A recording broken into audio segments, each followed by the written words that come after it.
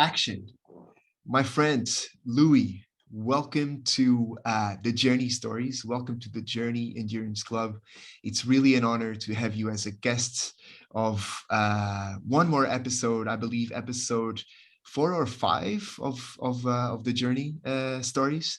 I got the chance to meet you through Twitter a few weeks ago, and I saw after I saw your tweet, I said, like, we need to have Louie as a guest of the Journey Stories, of one more episode of the Journey Stories.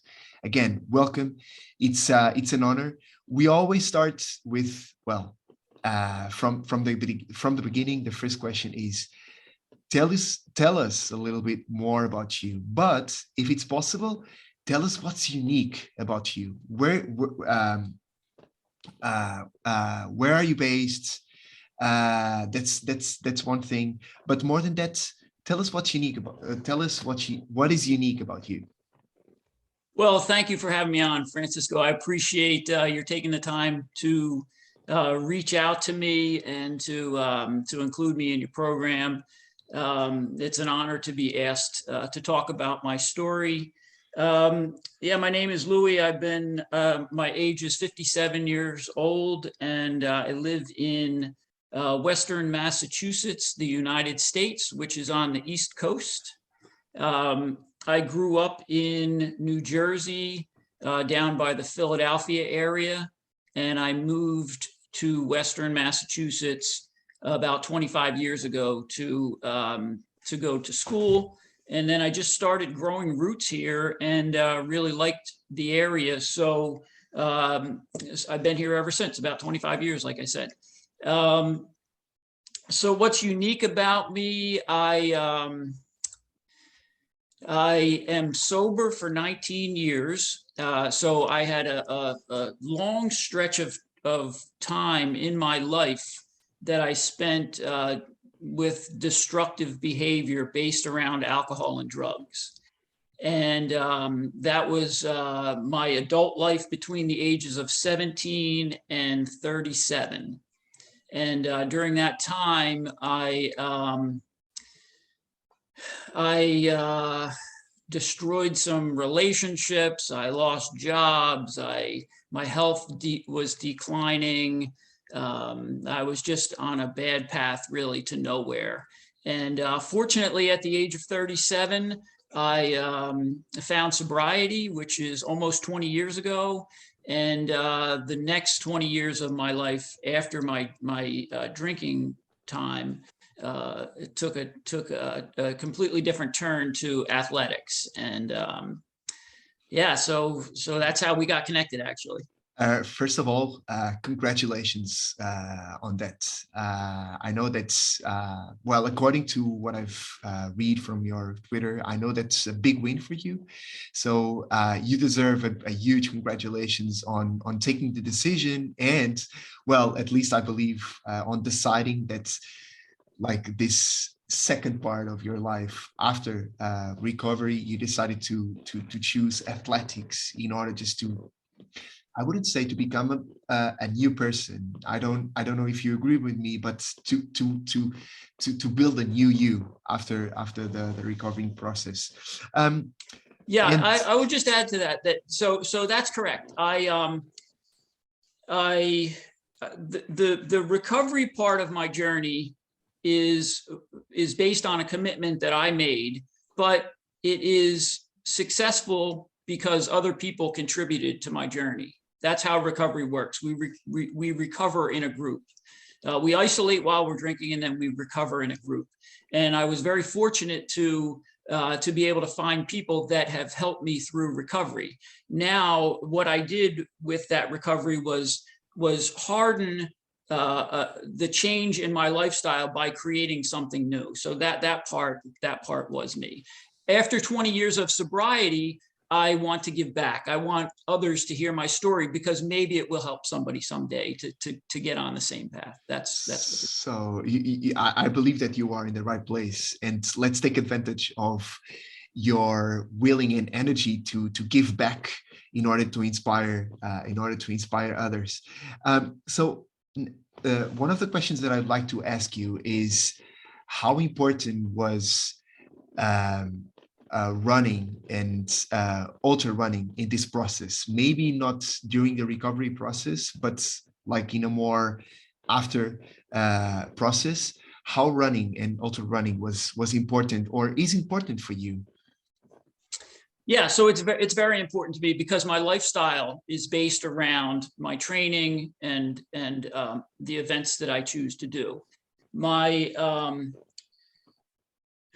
you know, as an athlete, we want to maximize our nutrition, we want to maximize our recovery, we want to maximize our rest and our sleep, we want to maximize our training. And for me, I don't want to eat a piece of cake for dessert, let alone drink. So as long as I feel like as long as I have this lifestyle that I'm passionate about, which includes and which is based around running and training, I feel like I keep the thought of alcohol at bay. So that's one of the reasons, that's one of the ways that it helps me. To give you a little bit more of my background, I am a martial artist for 17 years before I became a runner. So while I was still actively drinking, I trained in the martial arts for probably 4 years. At the end of my drinking, I was not able to show up for my martial arts training. But when I got sober, I went back to my dojo and continued to train. And I trained in sobriety for about 10 years in the 10 more years, 12 more years in the martial arts to the level of 4th degree black belt. So what that did for me was teach me about discipline, hard work, the benefits of showing up day after day. It gave me courage. It taught me respect for others and for myself. And then when I left the dojo, I left with all of these tools that I just mentioned. And really the way I turned into a runner was I was sparring, and I realized that I needed to build my wind, my cardio needed to be better to hang in there with my opponents. So I started running, and from there I turned into a runner somehow. Yeah, because But anyway, that's my journey. I saw your tweets. Age 17, you were so you were a daily drinker.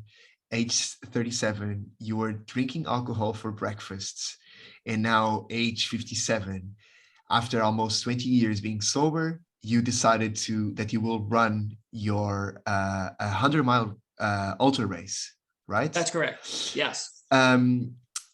So before we go there and talk about like the training for this 100-mile ultra running race, and knowing that you left your dojo already with some mental and I would say character tools, so self-discipline, like maybe focus, the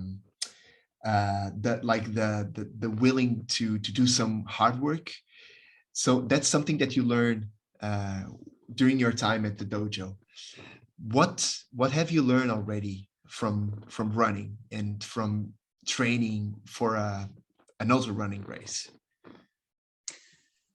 Well, I ran a 50-mile ultra last year, and I was training for it by just running more and more. That was really my main means of training, was just to put miles in. I continued to put more and more miles in, thinking that I would become a better long distance runner by running long distances.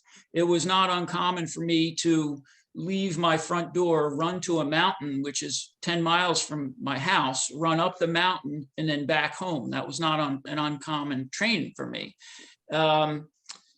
So all I was doing at that time was running more and more miles. But what I've learned over the past year, so I hired a coach, a trainer before the ultra marathon, a couple months before, because my body was starting to break down. Instead of getting stronger, I told you I'm 57 years old. I cannot just afford to abuse myself and expect to continue to go that way for a long period of time. So my coach put the brakes on all of those miles before the ultra. And he said, Louie, you've proven to us that you can run long distance. We understand that you can do that. But now let's talk about recovering your muscles so they can grow stronger. So he changed up my nutrition. He bumped up my protein intake. We talked about my sleep, my rest. We talked about my recovery. We have days where I do yoga. That is my main type of training on days, is yoga. We do strength training for my legs, for my hamstrings, quadriceps, my calf muscles. He changed the way my foot strikes the ground. We moved to more of a forefoot strike as opposed to old school hitting the heel first. So I learned that training for a long distance event like an ultra marathon is not necessarily all about just running. There's a lot more to it. It's not. I remember send my best regards to your running coach, because he's doing an amazing job telling you that running is way more than just running, especially when we talk about ultra running distances. And that's really important to not neglect recovery, nutrition, sleeping, specific strength work, stretching. So that's part of what we've called a few weeks ago the ultra runner stack. So send my best regards, because he's doing an amazing job, and he's a good teacher. He's a good teacher. I'm in agreement. Thank you. One of the things that I really liked about you, again, just like I said in the beginning, is your attitude. You have 57 years old, and I saw that you shared something that, well, I felt that one of the things that you are trying to share in your social media is obviously that age is not a limitation. So I really love your winning attitude. Is somehow different that we are used to see. So what can you tell me about your attitude? Because it's not only because your recovery, but also because your age. What's your motivation to show that, for example, you can recover by doing athletics, you can recover by going to the dojo or start running? That's one. Two, age is not a limitation. Is there, what are you trying to prove? Well, so I have this passion for life that I feel like came on later in the years. So I wasted some of my time between the ages of 17 and 37. I could have done a better job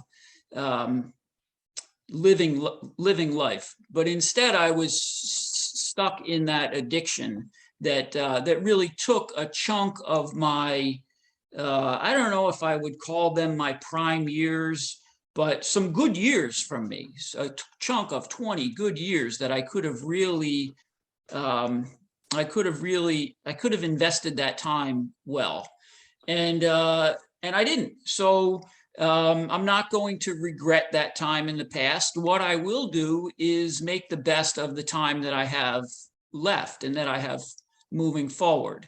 And as an athlete at the age of 57, there is a little bit, for me, there is a little bit of urgency to get into it now. There's no time to wait. There's no reason to wait until tomorrow.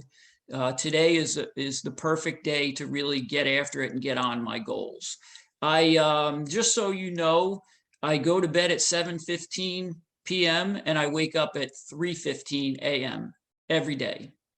I may veer from that a little bit on the weekends. If I feel like I need to sleep in, I may sleep in an extra hour, but my wake up time is 3:15 a.m. every day. And the reason for that is because I feel like I need to get my head straight first thing in the morning. I need to get some breath work done. I need to get some training done. I need to work on my water intake, all of these things that are important to me so I can win the day before I go to my job. And so, and I have goals obviously that are fairly big. This year, we're talking about me running a 100-mile ultra marathon. That takes a considerable amount of training. I also, my coach and I are going to try to personal best my marathon again this year, my marathon distance again this year, which is a struggle because I did it when I was younger. So, so I wake up early in the morning with a passion about life, and I get right into it. I don't know. Maybe I'm just fortunate to be in that place in my life. Maybe it has to do with my recovery. Maybe it has to do with my years of training. And then this is just the momentum that my training has given me. I'm not really sure why I'm there, but that is where I am. I would say that, and this through listening to podcasts, for example, you might know about Rich Roll. He's also very an athlete that recovered from drinking alcohol. And I remember that he once said that there's like a pattern. Some people that are now into endurance sports, like seeking comfort through discomfort, they have a past of violence, alcohol, losing a relative, and now they are trying to find themselves and put their potential in practice through athletics, and especially endurance challenges. Would you say that you are also an example of that?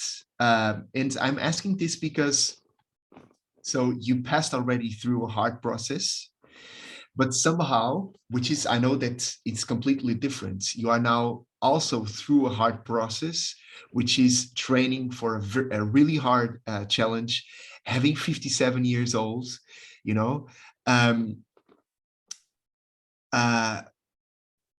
So my question is, would you say that because you passed through a hard process, now, is it a little bit easy for you training for an ultra running marathon? Because you know what's hard. So you use this as an energy to be successful on this new you? So I am familiar with Rich Roll. I've read Finding Ultra. Yeah. Yep, great book. I have listened to many of his podcasts. I have a lot of respect for Rich in the ultra running community and in the recovery community also. He's an amazing person. So I like to do hard things, obviously, and I like to challenge myself, and that may have started in my martial arts training. We did many hard things in my martial arts training. Sometimes it's hard just to show up and face off with another person. There are difficulties with that, mindset difficulties with that create the need to find courage just to step into a situation. There was extremely hard physical training in the martial arts while I was there. It was once said to me that karate is 90% mental and 10% physical. And I went through some physical things that I thought, how could it be that much more mental? And it really was that much more mental, the game. So I learned about doing hard things then, and I have continued to do them right into my running career. I've never shied away from doing hard things in my running career.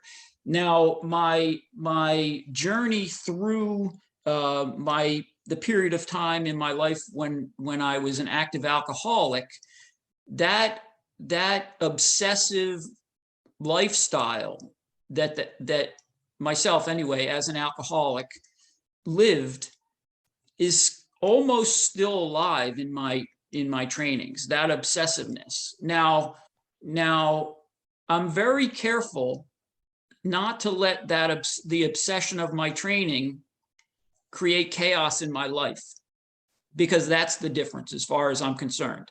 As far as I'm concerned, a person who drinks and they drink enough to create chaos in their life, that's the teetering point for addiction. Fill in the drinking, switch that word with anything.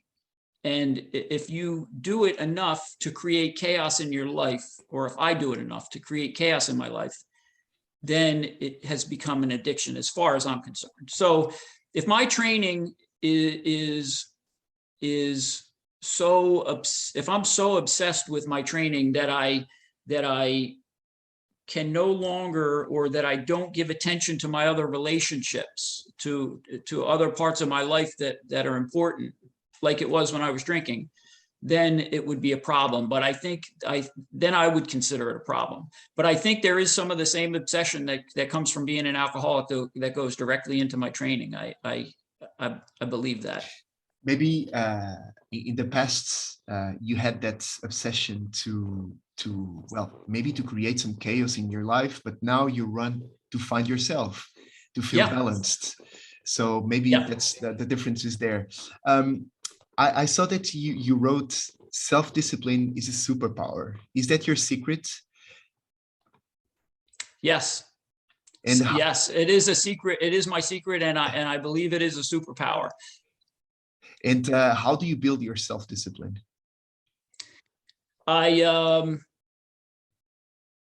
Would you say, sorry, you mentioned that like the martial arts, it's 90% mental, 10% physical. Maybe we can just translate that also into running or ultra running. It's 90% mental and 10% physical. Absolutely. Would you say that self-discipline is also one thing that people should train? How can you build self-discipline? Yes, very important to build self-discipline. So I often say no to myself. Just because I want it doesn't mean I get to have it. I often say no to myself. And that's one of the ways that I build self-discipline. For instance, the holiday seasons have come and gone, and there's still some holiday treats around here in my home, and just because I want to have some of that does not mean that I will.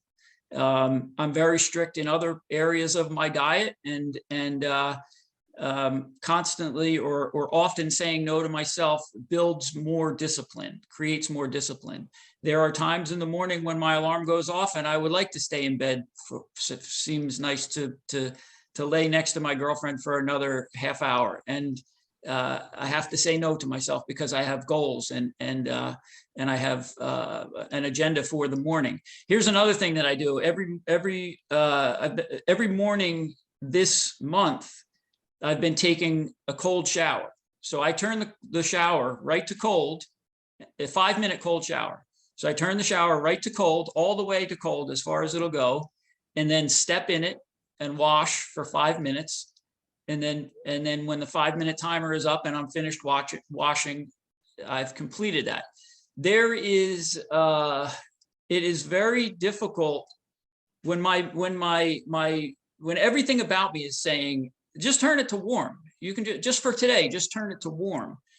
It's very difficult for me to say to myself, look, I'm not turning it to warm. I'm not giving in on this. This is, I'm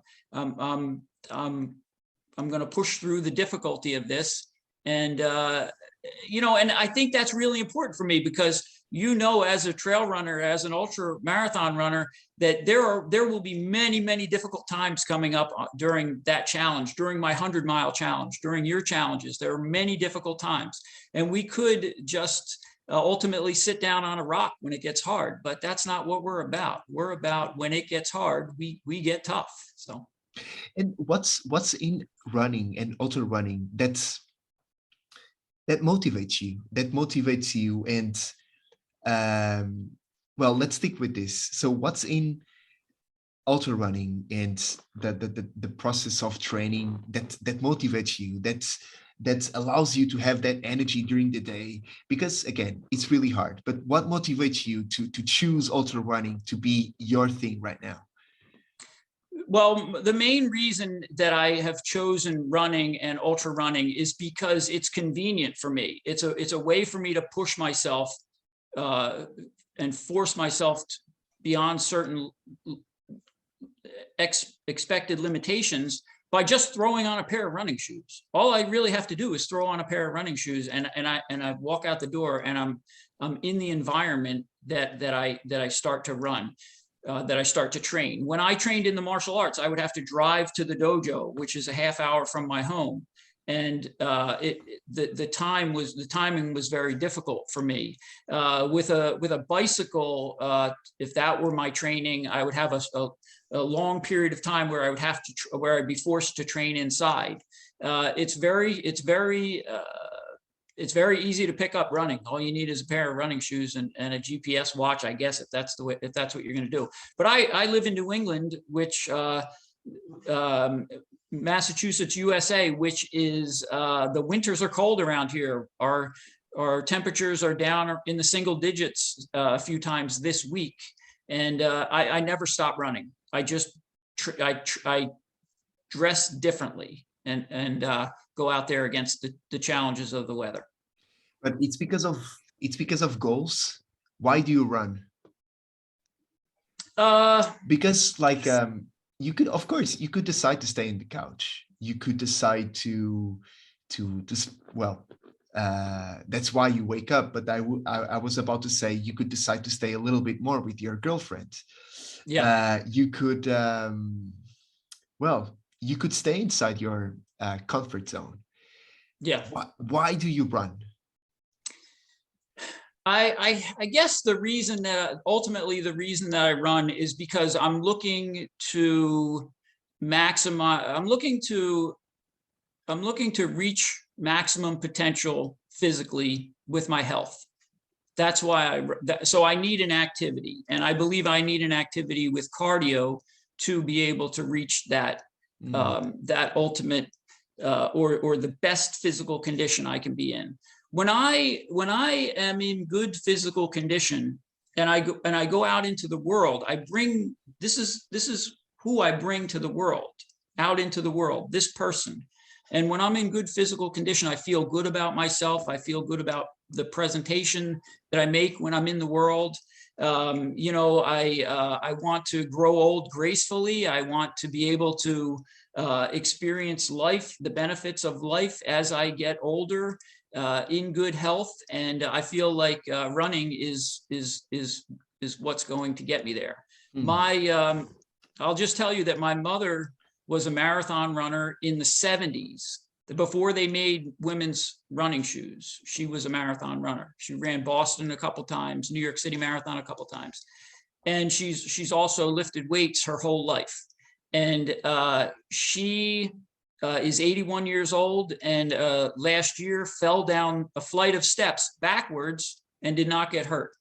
She had a bump on her head when she hit the bottom, but her bones and her structure are so solid still at the age of 81, and she still runs. Every time I run a long race, she tries to get into the 5K race, and she still does some light weightlifting and some swimming.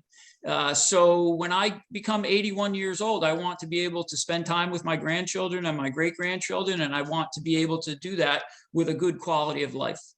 And running will help me get there. And how, taking into account your solid mindset, how do you react when things go wrong? How do you react when your mind is telling you like give up?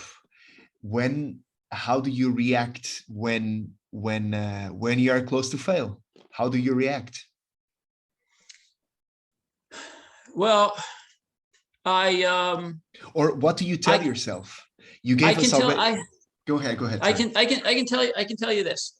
So I was years ago, I was sparring with multiple opponents. So multiple opponents coming at me, and I got hit in the nose, and I got a broken nose from the punch. the fight did not stop. Nobody says time out. You time out. The fight, we got to regroup here. The fight does not stop. Multiple opponents, and it continues.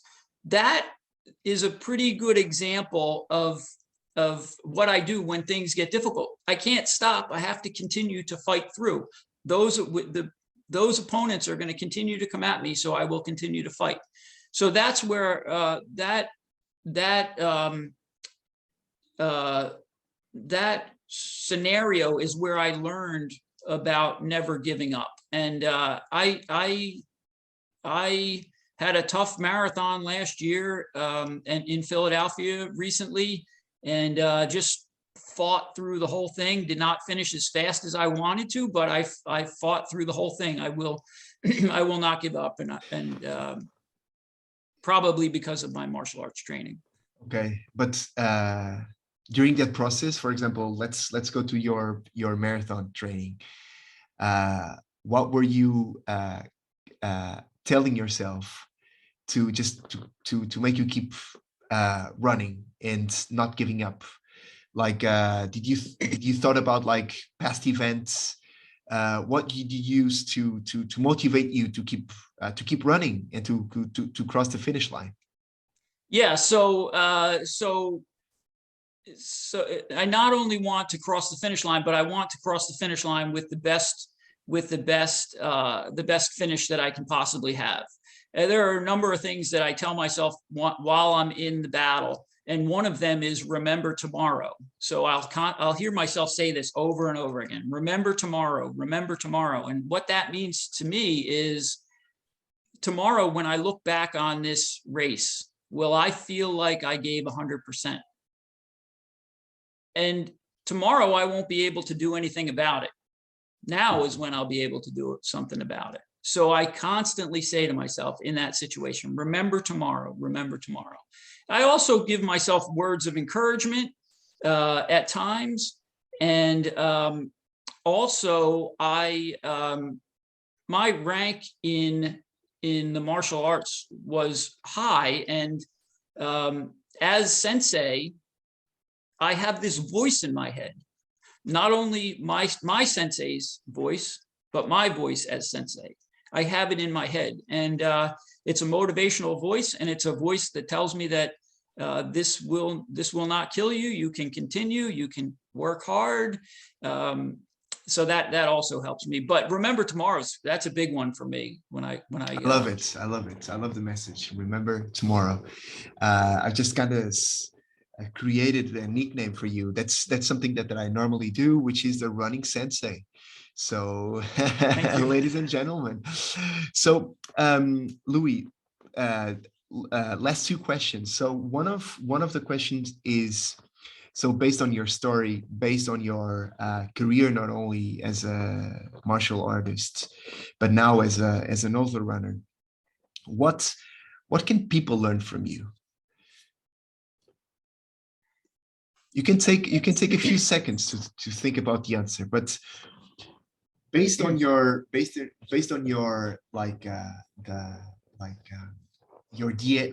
mental DNA, the way of doing things, like the way you put things, the way you live your life, what can people learn from you?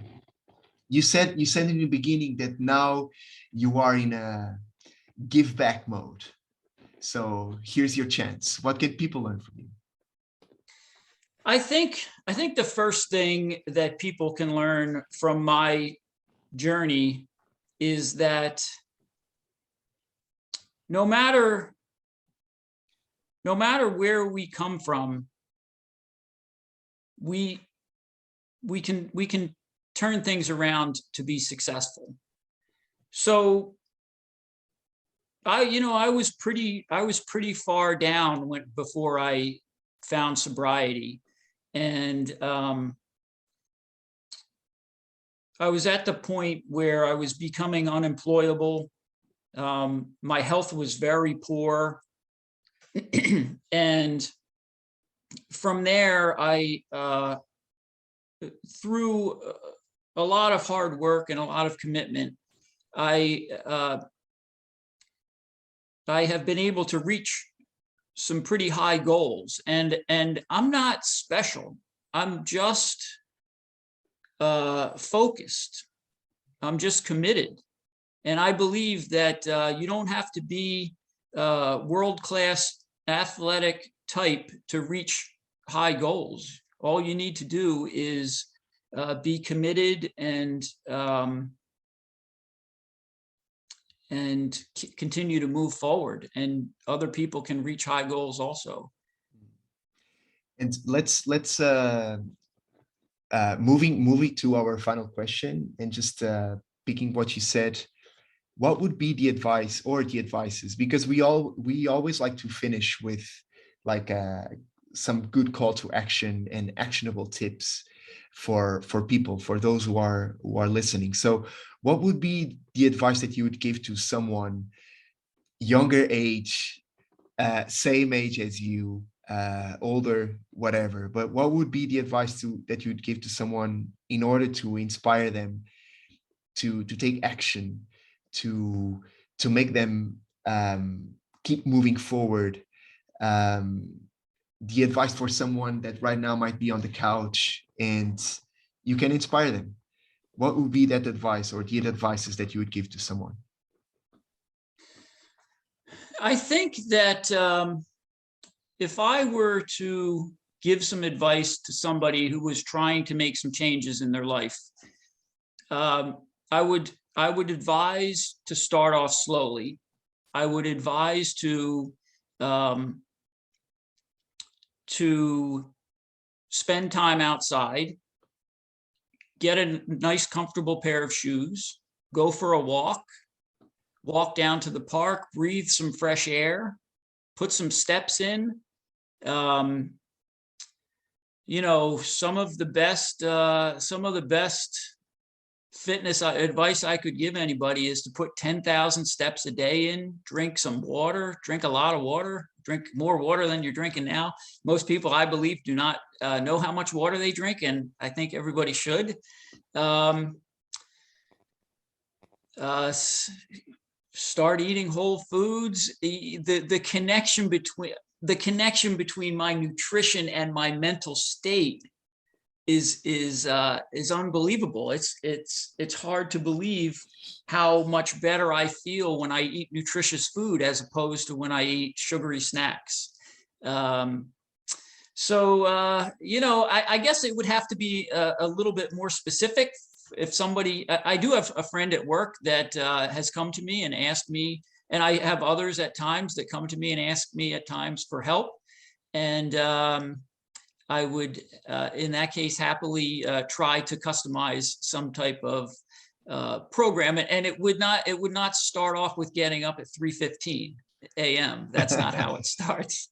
It starts by getting a good night's sleep, 7 or 8 hours of sleep, waking up in the morning with a little bit of private time for yourself, maybe doing a little bit of breath work, and getting outside and breathing some fresh air and taking some steps. But that's ultimately the beginning. When it's going to be the 100-mile race? That race is the weekend of June 4th and 5th. And you are already starting to work. Yes, my coach and I are working together right through the winter, just building some strength and some muscle. We're doing a little bit of running, a little bit of indoor bike riding, some yoga right now, and then I would imagine in another month or so we're gonna start pounding the pavement pretty hard here. What's the name of the race?